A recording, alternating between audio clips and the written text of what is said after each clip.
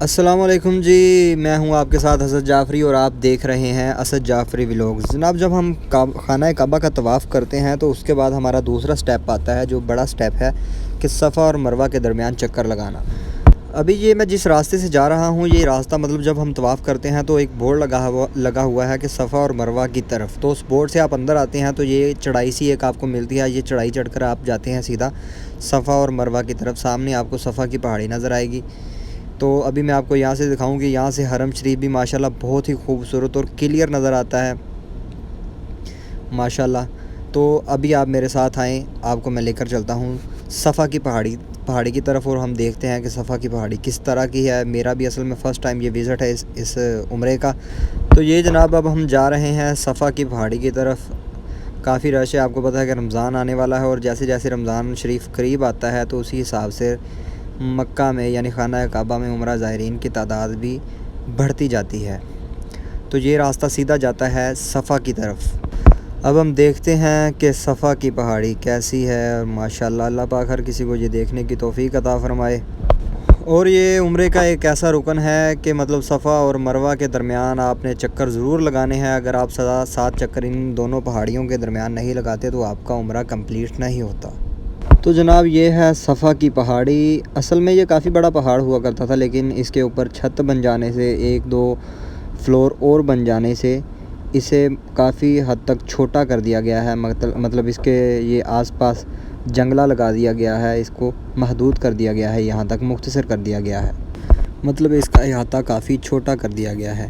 ابھی آپ کو میں اس طرف دکھاؤں تو لوگ مروہ سے واپس آ رہے ہیں، مطلب صفا سے ان کا چکر شروع ہوتا ہے اور مروہ تک ایک چکر بنتا ہے، اور واپس جب مروہ سے صفا کی طرف آتے ہیں تو 2 چکر کمپلیٹ ہوتے ہیں۔ وہ ابھی میں کوشش کرتا ہوں کہ آپ کو تھوڑا سا اور کلوزلی جا کر اس کی زیارت کرواؤں۔ اصل میں یہاں پر رش بہت زیادہ ہو چکا ہے رمضان کی وجہ سے۔ تو یہ ہے جناب آپ کے سامنے صفا کی پہاڑی۔ اس کے ارد گرد صرف شیشہ لگایا ہوا ہے ان لوگوں نے، مطلب اندر جو پہاڑی ہے وہ بالکل اپنی صحیح حالت میں اسی طرح سے موجود ہے جیسے آج سے کئی ہزاروں سال پہلے یہ پہاڑی ہوا کرتی تھی، بس مطلب اس کا احاطہ چھوٹا کر دیا گیا ہے، اس کو ڈاؤن کر دیا ہے تھوڑا سا، لیکن جو اس کی صحیح حالت ہے، جو اس کی صحیح شکل ہے، جیسے یہ پہاڑ پہلے سے تھا ابھی بھی اسی شکل میں موجود ہے یہاں پر، کہ جیسے قرآن میں اللہ پاک کہتا ہے کہ صفا اور مروہ اللہ پاک کی نشانیوں میں سے ایک نشانی ہے۔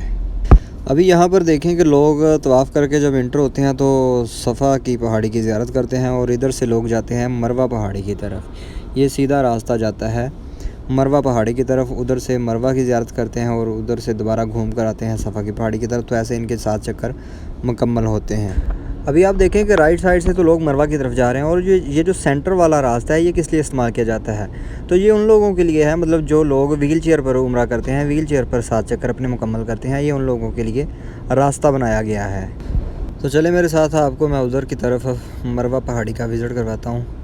یہ پیچھے سے تو راستہ بند ہے، ادھر سے مجھے آگے سے ایک راستہ نظر آیا، تو ادھر سے ہم چلتے ہیں مروہ پہاڑی کی جانب۔ ابھی آپ جو لیفٹ سائڈ پر ویل چیئر وغیرہ، مطلب ویل چیئر والے لوگ دیکھ رہے ہیں، یہ وہ لوگ ہیں، یہ یہاں کے رہنے والے لوگ ہیں۔ مطلب اگر کسی بندے نے، کسی کی امی یا کسی کا ابو، مطلب کوئی بھی آپ کا عزیز جو کہ اس حالت میں ہے کہ وہ پیدل صفا مروہ کے چکر نہیں لگا سکتا، تو یہ آپ کے پاس یہ ویل چیئر میسر ہے۔ یہ لوگ کچھ پیسے لیتے ہیں اور آپ کے عزیز کو عمرہ بھی مطلب پورے طواف بھی کروائیں گے خانہ کعبہ کا، اور صفا مروہ کے 7 چکر بھی لگاتے ہیں، تھوڑے سے پیسے لیتے ہیں یہ لوگ۔